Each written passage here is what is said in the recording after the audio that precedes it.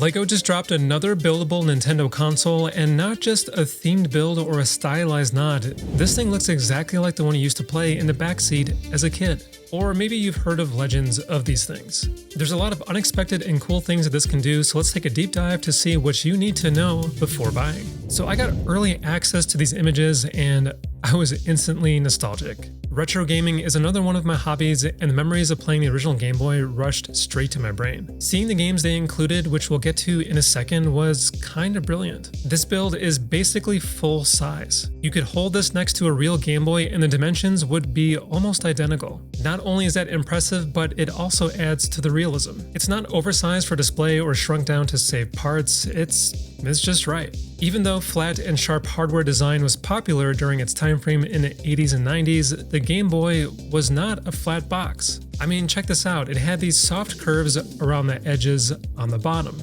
and LEGO somehow pulled that off quite perfectly. It's like super subtle, but it makes the whole thing look smoother and way more accurate than you would expect from a blocky system. Now, I can't tell if these are stickers or prints, but I will say that they got the look of the labels around the console itself pretty well. Everything does look highly accurate, with a few liberties taken with a few of the elements like the headphone jack and on-off switch labeling. Otherwise, it looks pretty spot on. These are really early impressions and I'm going off limited information, but I would imagine that the buttons actually push in when you press them. I won't get my hopes up too high, but that would be an amazing feature. Regardless, the A and B buttons are built with those magenta LEGO domes, and the D-pad has that cross shape. Obviously it doesn't do anything, but just being able to press the buttons would make it feel less like a static model and more like the real thing. And I think it would totally take it to the next level. Maybe it's confirmed when we see footage of this, so we'll see. They even included the little dials on the side. You have volume on one end and contrast on the other. It's hard to tell, but it looks like they would also turn. Maybe it'll bring back that tactile feel from the original Game Boy. And yeah, they even gave you the headphone jack and the link cable port. These are relics of the past, but they were pretty important back then. Now, there's one thing that I wish this had. I do wish it had some light or sound built in, which kind of feels like a missed opportunity. Even a tiny LED behind the power switch or a simple speaker for the Game Boy startup chime would have pushed this over the top. Still, what we have here is solid. Those would have just been a nice thing to have.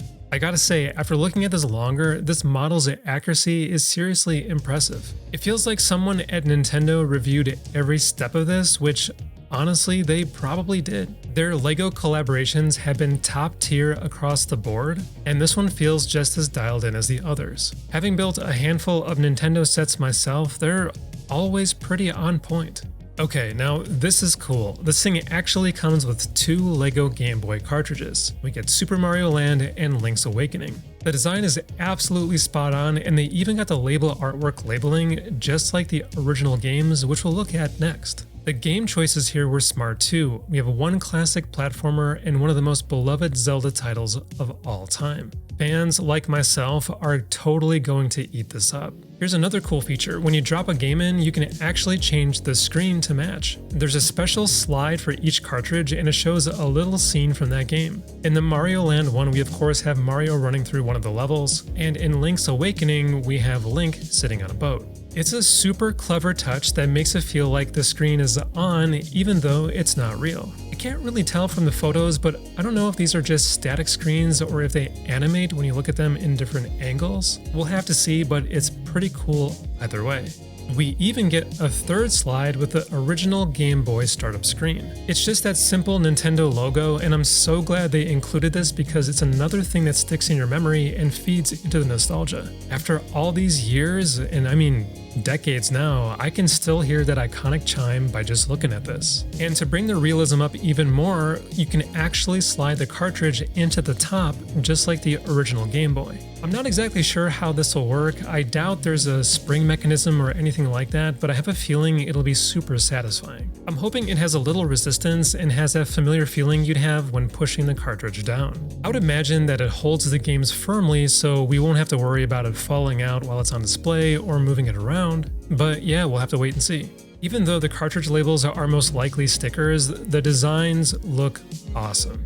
The artwork looks spot on, and once they're applied, they're just gonna look great. Now, I know it's not ideal if you're someone that despises stickers, but for display purposes, they totally get the job done. And since the original cartridges had stickers, it does make sense here. And I suppose if they get all tore up and messed up over the years, that's pretty realistic too.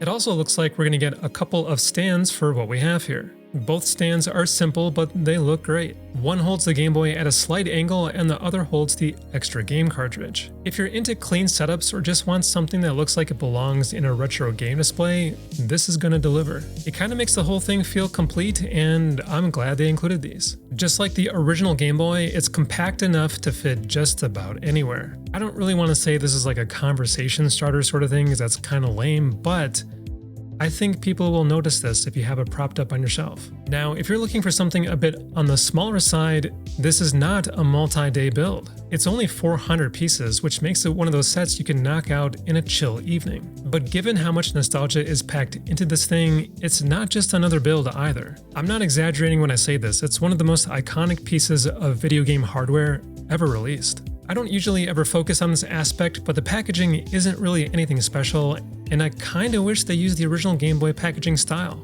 But maybe that would have been too out there. Either it would have been a dark silhouette, which would have totally lost the whole Lego aspect, or it would have had this like kind of cluttered 80s 90s retro design, which I think is cool, but I'm sure they did their research on this. I do remember that the Lego NES matched the styling of the original box, but that one was a bit cleaner.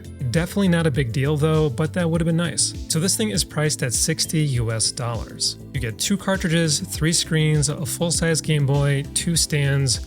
I mean, there's a lot going on here. If you've been eyeing the Lego NES but couldn't justify it, this might be the one to get that nostalgia fix. But if you already have the Lego NES, this one also pairs with it really well. This one's just smaller and easier to move around. Okay, so Lego has already done the NES and the Atari, and every time they've gone a little deeper into gaming nostalgia. This Game Boy feels like the obvious next step. It's iconic, it's compact, and it taps into a different kind of memory than a home console. If you had one of these, you brought it everywhere. So making a Lego version of that totally makes sense, but it does make me wonder what they'll tackle next. Maybe a Sega Genesis or a Super Nintendo? What about a Nintendo 64? I don't know, I mean, what would you want to see? Overall, I have a feeling that this set is going to nail that feeling of picking up a Game Boy for the first time, and I wouldn't be surprised to see any gamer have this at some point. And let me know what you think. Does this earn a spot on your shelf, and would you have wanted anything different out of this? I will definitely be picking this one up, and I'll try to do a full build breakdown so you can see exactly what it's like to put this thing together. I did build a Lego Nintendo NES on my other builds channel, so you can check it out over on this side.